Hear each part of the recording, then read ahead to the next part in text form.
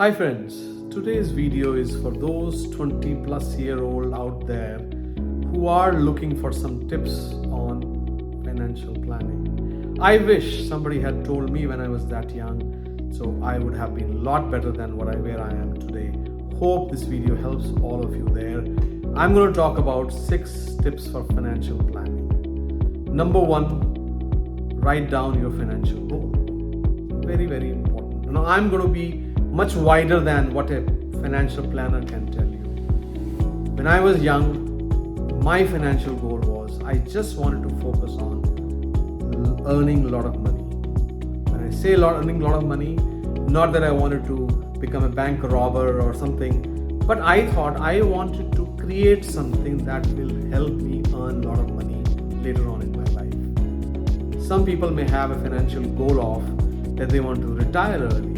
I never had a goal like that. I am not suggesting one way or the other, but whatever, close your eyes, spend few hours thinking about this. What is your financial goal?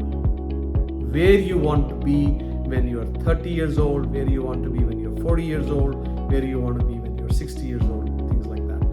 Write it down. Create a sort of budget. Now some people create a daily budget, monthly budget. I have never been that kind of a guy.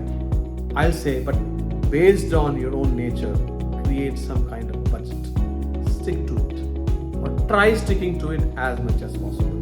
There are always going to be expenses, there are always going to be some extra income hopefully for you, but do create a budget so that gives you an idea of how much you should spend. And also you should have an emergency fund that is equivalent of 6 months of your salary. Because God forbid, like pandemic situation happens, something else happens to you or to the world around you, you can at least live for a few months. In fact, you will find a way to extend your 6-month emergency fund into perhaps 12, 18 months or 2-3 years, and that will give you enough time to figure out the rest of your life, what you want to do with the rest of your life. But it is definitely very, very important to come up with a budget and find a way to create an emergency fund. Number 3 is paying off your credit card debt. Now we all love credit cards. What if I tell you I have perhaps 6 and there was a time I had 20, but I have cut down on all those. I travel a lot internationally, so I keep in essential credit cards which I can use in this country and other countries I travel to. So very important to have some credit cards because it helps you in those hours, and you don't have to carry currency in every country or every place that you go to.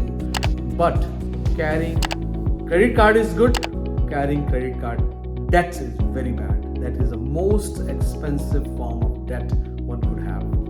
So pay off your credit card debt if you have any as soon as possible. In fact, I will advise don't carry credit card debt ever. I can tell you I never had that. Number 4 is invest. Invest certain part of your income. Some people say 20 to 30% of your yearly income you should invest. But I will say, based on your budget, based on your financial goal, come up with an amount that you invest. I wish someone had told me early on in my life to invest. But I learned this much later. But I can tell you, ever since I started investing, ever since I started saving, I have been a lot more worry-free, a lot more confident, because I know I can provide for my family even if I'm not around. So very important to think about things like that. 5th important thing, get a grip on your taxes. If you are in a salary job or even otherwise, in most of our cases, 30 to 40% of our income goes into taxes.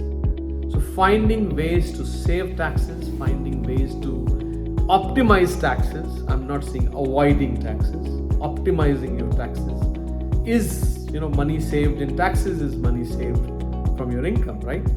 So it is very important for you to get grip on your taxes, find ways based on your environment that will help you get more deductions and things like that.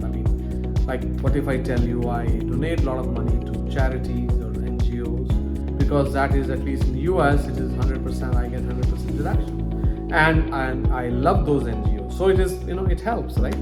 I mean, it helps me do things that I love to do while saving on taxes. I don't do it. I don't donate to save on taxes, but it serves double purpose, right? And I save in I give those donations in US where I have 100% deduction, not in India where you have less deduction. So see, that's understanding of taxes in both countries can help you and help the causes you want to benefit. Same way, buying a house can help you with taxes.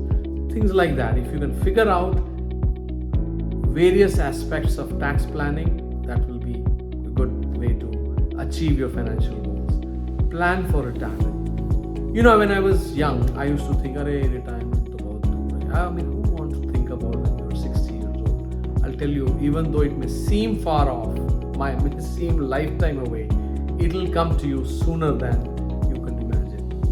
So having some kind of retirement planning, some kind of thought process around it, that what kind of lifestyle you want to live when you retire, and what kind of, money you should save now, because inflation is going to hurt us, especially in healthcare cost. I mean, jaan hai to jahan hai. Health is the most important thing one could have, and the time when you need your health the most, that is post-retirement, and that's when you need to have enough funds to pay for your health care.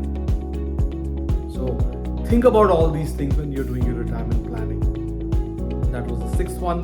Hope these 6 tips. Write down your financial goals, create a budget, never carry credit card debt, invest, have some kind of investment plan, investment fund, get a grip on your taxes and retirement planning. These are the 6 tips I have to share with you today. Hope they help you. Thank you.